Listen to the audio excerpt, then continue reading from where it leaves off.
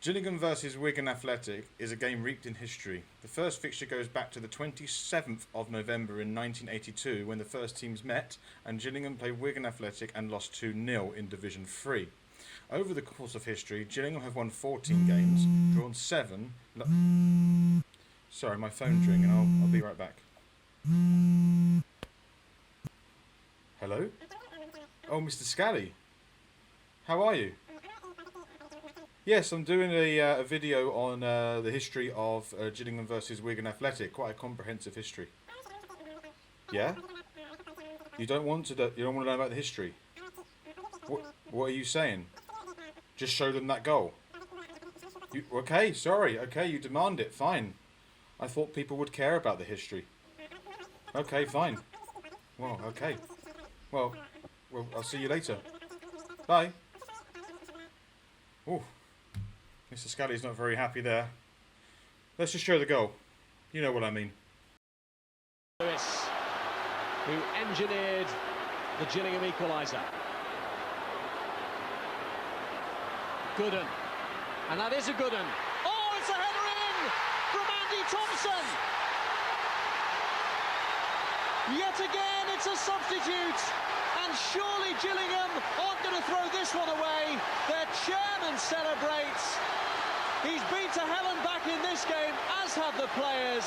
But all the fans that they've brought from Kent are celebrating now. They sense that First Division football is finally within reach.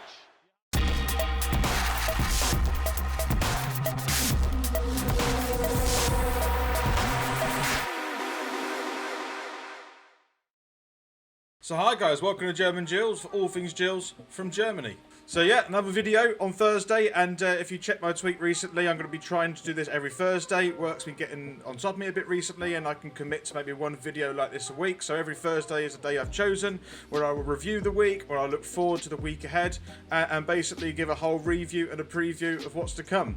What do you think of that, Gaffer? What's massive? Well, if he's happy, I'm happy, and let's have a look at what happened at Hull. Rather than give kind of an extensive review, I know the kids these days have really short attention spans, so how about I try and summarise this game in roughly 1 minute. 5 months without league football, and then 3 minutes into the game we concede. Only Gillingham are capable of doing something like that, building up so much excitement just to be let down in the first 3 minutes. However, after Hull did score their goal, a minute later, Akinde should have equalised, but patted it straight against the goalkeeper. He should have gone top left-hand corner from that angle. However, lots of free kicks given against us in the first and second half from the left and from the right, showing that Hull were really getting under our skin, and we need to work on our discipline ever so slightly.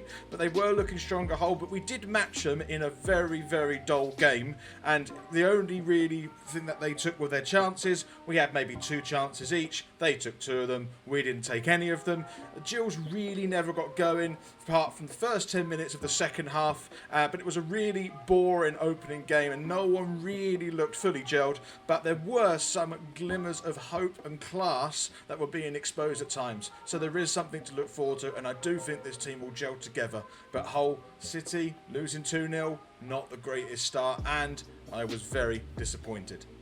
So yeah, it was over a minute, but I'll make sure for the kids that lose interest, I'll keep it under 1 minute next time. 1 minute 7, a little bit too much. And just a quick one, I don't know if you know, but at the after the Colchester friend that we had pre-season, there was a question that was given to Steve Evans, and I think I got cut out of the original interview that was shown on the Gillingham website and on YouTube, and I think you might like to hear this one.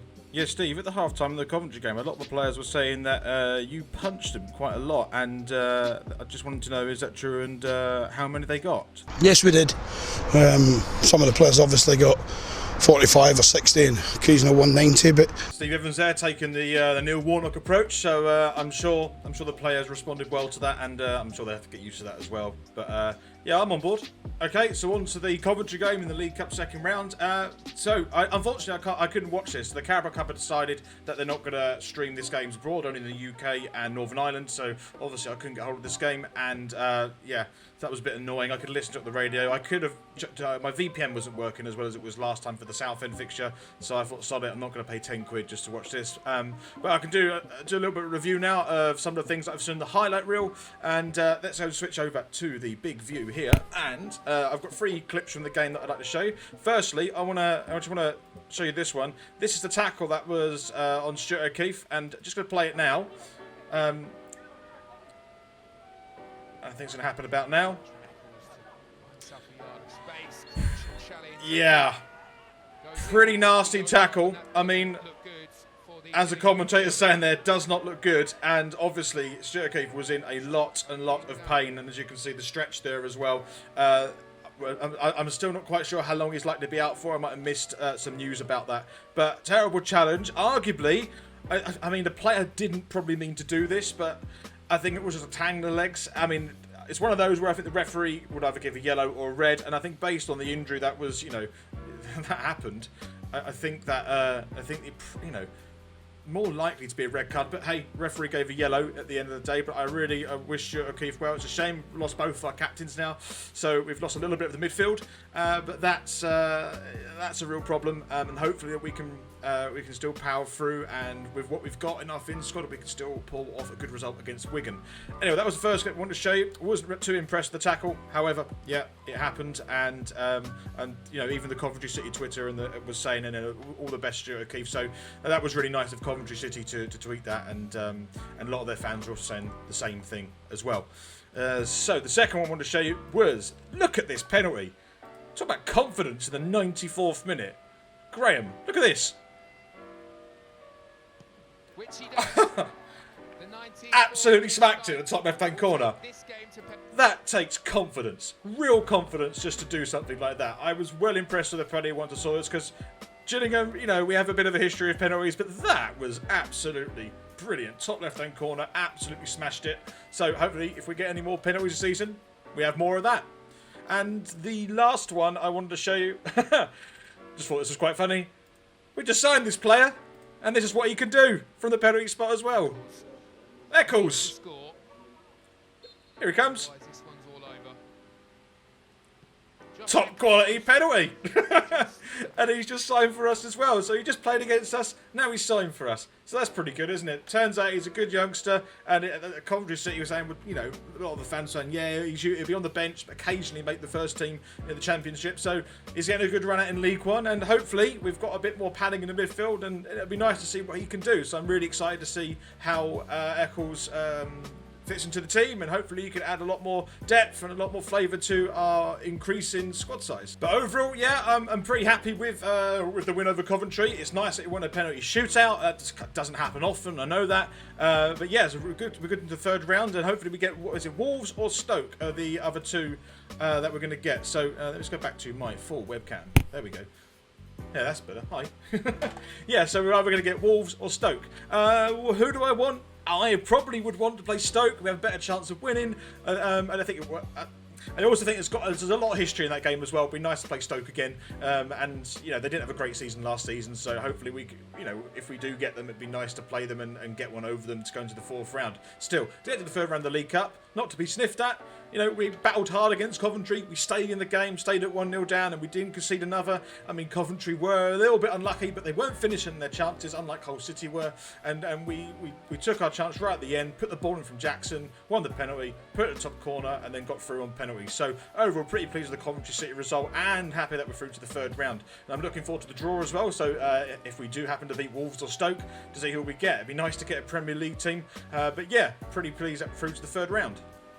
Okay, so it's time to quickly talk about the Wigan game of what's coming up on Saturday. We're away at Wigan in the DW Stadium. I think it's still called that.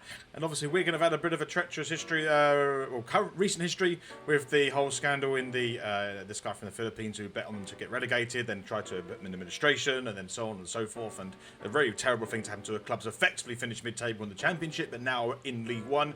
They've retained a lot of their squad from the Championship as well, so they're going to be a tough opponent. However, I've got the highlights here when they played their first game of the season against Ipswich Town at Portman Road, and I want to show you the basic of the goals of that game. Now, firstly, the game was Ipswich Town 2 and Wigan 0. But Wigan actually bottom of the table because they hadn't scored a goal, and they're down with us. I know it's only the first game, so actually that doesn't really matter at all. But actually, this is the goals that Wigan had conceded. This is the first one, quick free kick to the left-hand side, and quite a lucky goal. So it's just got that first goal. That was their first goal, and the second goal they conceded was a little bit like this. Hughes once again, lovely threaded ball from Nolan through to Judge inside the area, left of centre, goes to the byline, pulls it back. Nice touch and turn, a bit scrappy, but made the chance well there. Substitute just on the field. Now, actually, what that's just basically said to me is actually Ipswich looking pretty strong this season. However, I did watch the whole highlights of this game. Wigan did it the bar and the post, and I think Ipswich did the same as well. It was quite an open game. Wigan didn't take the chances, but however did look quite threatening. So there's a lot in the Wigan team we have to be careful of. They're pretty free flowing up front, and they're pretty good at the back as well. So we have to. So firstly, one of the players I think we're going to have to look out for in the Wigan team. Let's go back to full me very quickly. There we go. Hello. I think the main one to look out for up front playing for Wigan is Garner. There's also a Gardner, so if you're commentating this game, watch out for that one. So there's a Gardner and Garner, but Garner in that Ipswich game did actually had to go at a bicycle kick and end up hitting the crossbar, so he's pretty agile. But I think Gills' defence are going to have their work cut out for them, trying to defend against Garner, but because I think he played in the Championship as well. So that's one player we're going to have to try and pin down quite a lot, and he's going to be very active in this game. Actually, I take back one of the things I just said. It looks like to me that Wigan didn't really invest heavily in their team, and they lost quite a lot of money and couldn't keep a lot of their Championship squad. I made a mistake there, but I can hopefully make up for it now by showing you this.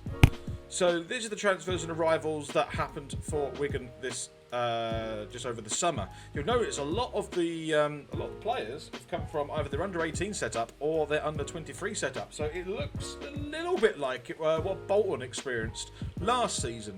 So I don't know if they're kind of in a free fall at the moment. The story around Wigan is very strange, and I think we have to be really.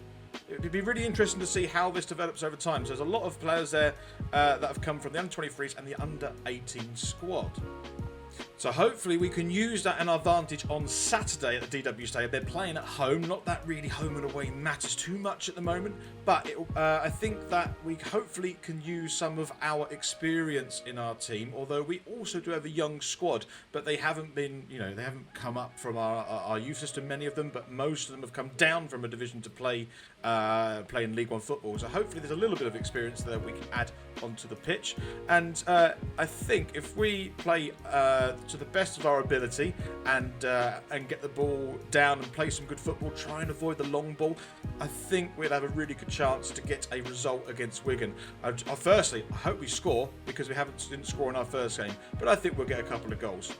But yeah, it'd be really interesting to see how Gills compare against a very young and potentially inexperienced Wigan Athletic team. So yeah, sorry earlier when I said they've retained a lot of their Championship squad.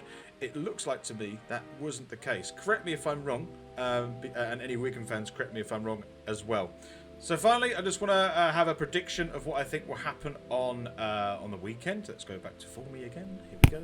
One more time. Hi again. So at the weekend, I don't know. I think it's our first away game. We had four home games in a row, and I think that's the first time that's ever happened at the start of the season for Gillingham. We had 4 home games. It's we're pretty lucky there, and so it's our first away game of the season. Like I said, I don't think it really matters at the moment with the stadium being this empty. But nonetheless, it's an away game.